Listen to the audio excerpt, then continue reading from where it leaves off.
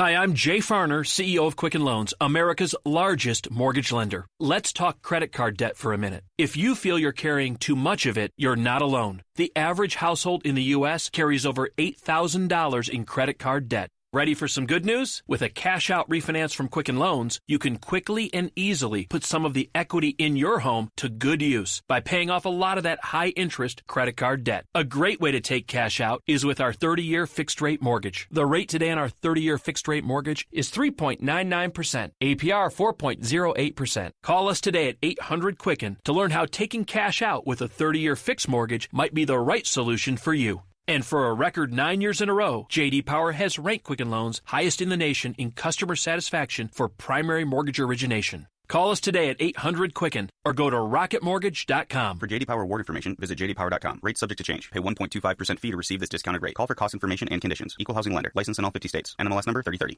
And hear this conversation because it is so important in our community that we have this conversation. So my special guest I get to introduce to all of our Power 106 family is Miss Alicia, and she is going to be introducing, starting in November, on Thursdays at 7 p.m., Begin to Talk Radio. She is the founder, creator of Begin to Talk LLC, which deals with mental health. Absolutely, y'all. So, yeah, she's going to be my special guest host every third Wednesday of the month. So we are regularly going to have this conversation, y'all. I told y'all this is my goal. Yes. We're going to talk about all things mental health, about self-care, self-love, have the grown folk conversations. We're going to talk about breaking generational curses. Like, we just going to talk about all things that deal in that realm. So today's subtopic was mental health and adult fun. What does that mean? So go ahead and introduce yourself to the people. Tell them how to find you on social media. Hello, good people. This is Alicia Durrett Johnson. I am, just like Ms. Nadi stated, the owner and founder of Begin to Talk LLC. Begin to Talk, you can also find us on begintotalk.com. Begin to Talk LLC is a mental health counseling, professional life coaching, and business consulting business that we are in the community. We also deal with individuals, we deal with families, we deal with couples, all different types of things, trying to destigmatize mental health and making this a normal conversation because it's one that needs to be had. So thank you so much for this opportunity. Absolutely, because it definitely needs to happen. Yeah. Like, these conversations have to happen in our community because I think that one of the things that a lot of our generation is learning, that our predecessors, they didn't talk about mental health. No. Or wanting to admit that there is a such thing as mental health. Yes. So today's topic, y'all, I know it sounds crazy, but mental health and adult fun, how do those things correlate? I think that a lot of people need to realize when you don't have fun, when you don't do things that adults should be able to do in the realm of joy or having fun, they can affect your mental health. So if you didn't know that, people, I'm telling you that now. There is a correlation between the two. When you don't take time out for self-care, self-love, fun, a break from work, a break from home, which I know it sounds crazy, but you do need break. Y'all need a break. Yes. I need you people to take a break. And you need to have fun. I don't care if it's coloring with your kids. Do something with some joy. Because if not, y'all are going to, like, literally stroke out people. Literally. And there's actual data to back that up. We'll get to that later. Oh, she got numbers, people. She's got numbers. We have numbers. Okay, so I guess the part that I would like for you to touch on is what is yeah, I like this song, I'm sorry. I like this song, yeah. Okay, so one of the things that I think people don't know or pay attention to is that I'm not doing that on purpose, people. I promise you. I really am not. It's doing it on... I feel like it's telling us we need to turn up. We can do that too. I feel like it's telling us to turn up one time. It knew I needed it today. Y'all, like... Okay, so everybody that follow me knows I'm a workaholic, y'all. I promise y'all, I feel like I'm stroking out today. I have had tingling in my arms, my head hurts. Yeah, we're going to have to say a nice prayer for her. I done went and had my blood pressure checked. Right. They said my blood pressure's fine, people. I took an aspirin. I think it's because I probably haven't actually ate today and probably had enough fluids and just working extra hard. But y'all know how I am, so, it's kind of one of those things. It is what it is, people. But this is one of those cases of not taking time out to have adult fun and mental health. I'm probably a prime candidate, an example. So I'm going to say I'm definitely interested for this conversation. So I'm going to let you start off with something, and then we're gonna keep this thing going, because I think this is a conversation that's got to happen. It has to. Yes. So there are a lot of different things that we can actually open up and start saying, but I always like to open up with Melissa V. Perry. Melissa V. Perry has a book. She was on a broadcaster on CNN, and she also wrote a book called Sister Citizen.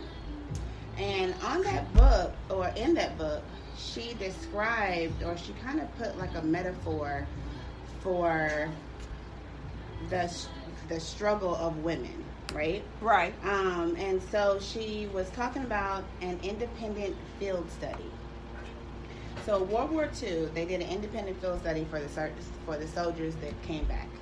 And for those soldiers, they put them in a crooked room, and a crooked chair, and told them to sit up straight. And it sounds funny, right? To put someone in a crooked room and a crooked chair and tell them to sit up straight. Well, these soldiers, as you can already tell, when they're sitting up in the chair, their measurement is always off. It's skewed to one side or another. And Melissa V. Perry mimicked that and used that as a metaphor for the condition of black women in society today, right? So this can be applied to all women, but specifically for black women in society today, and stating that the room was like, that crooked room was the mimic of society, right? Okay. And it's almost the equivalent of putting black women in this space and telling us to sit up straight, that everything will still be fine, to continue to measure yourself against these lies, basically the stereotypical lies of society and what society tells you. And in the process, you're made to sit up straight. Right. And so that right there is a lie in itself. And so I start with that to say that we need to take care of ourselves. And a lot of times we don't take care of ourselves because of shame, stereotypes, and guilt. Guilt is a really big one. Right.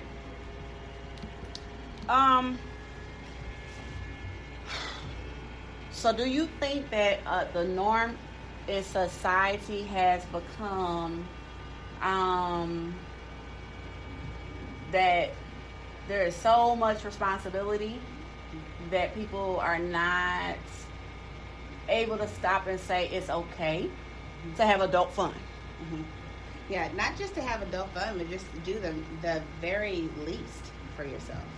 There's a lot of guilt there. I did a poll recently. I did 2 different polls of women from different age ranges, right? So these are all women, some women that did not have children, women that did have children, older women. So I think the age spectrum was anywhere between 21 and 65. Mm-hmm. And between 21 and 65, all of them said the same exact thing, especially those that had children. They said, we feel guilty, right? Mm-hmm. We feel guilty for taking care of ourselves. Every time we go to buy something for ourselves, we'll buy something for our children instead. Every time we go to take care of ourselves, we'll go to take care of our children instead and deflect off of what we need. So very true. I think as mothers, you do feel very, very, very, very guilty when you do stuff for yourself. Mm-hmm. And even though the intent was to go do something for yourself, mm-hmm. you end up doing stuff for your kids. For your kids. Every time. I'm even guilty of doing that, and I know better. But to release yourself from that guilt is very important. But there are a lot of things that can happen as a result of not taking care of yourself. So especially with women in general, but if we are particular and we specify with African American women, with Black women, we have the highest rates of heart disease. We have the highest rates of stroke, diabetes, obesity, high cholesterol, all of the above, right? Mm-hmm. And one of the things that, there's a couple of different things that actually attribute to that, and it's not always diet, and it's not always family history. It's a hormone inside of our bodies called cortisol. Cortisol is a natural hormone that releases. It's your fight or flight hormone, right? Okay. When someone is put into an extreme stressful situation, Okay. right? Say, and this can just be life in general, which is, that's what makes it chronic.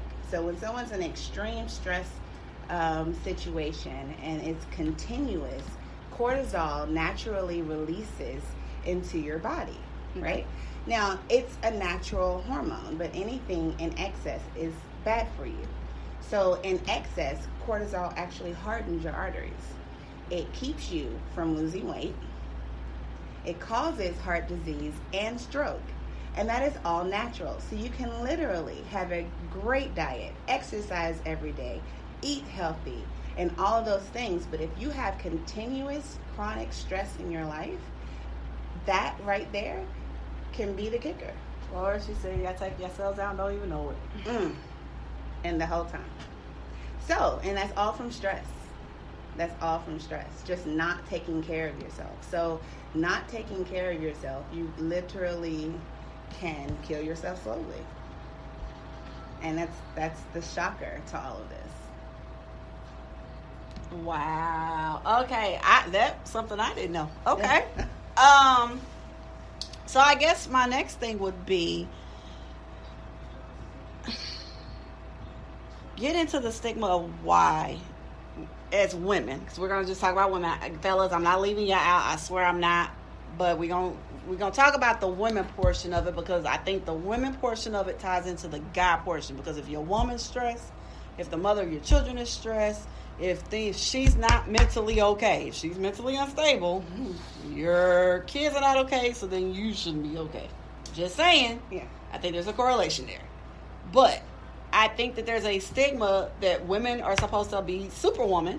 Yes. And always be okay. Yes. And don't need a break, and that you don't need a moment to yourself, like, and I hate to say it, especially in our community, if you lay down and head, it is your responsibility. Ain't no breaks in this thing. Mm-hmm. And I understand the concept, but I think that statement made it to be where people were supposed to feel as though they not allowed a moment for them. Like they're supposed to lose their entire identity to being a mother, a wife, a girlfriend, or whatever. Like your whole identity just submerged into this other person. Yes. So there's two parts to that. Okay. I heard you say two things.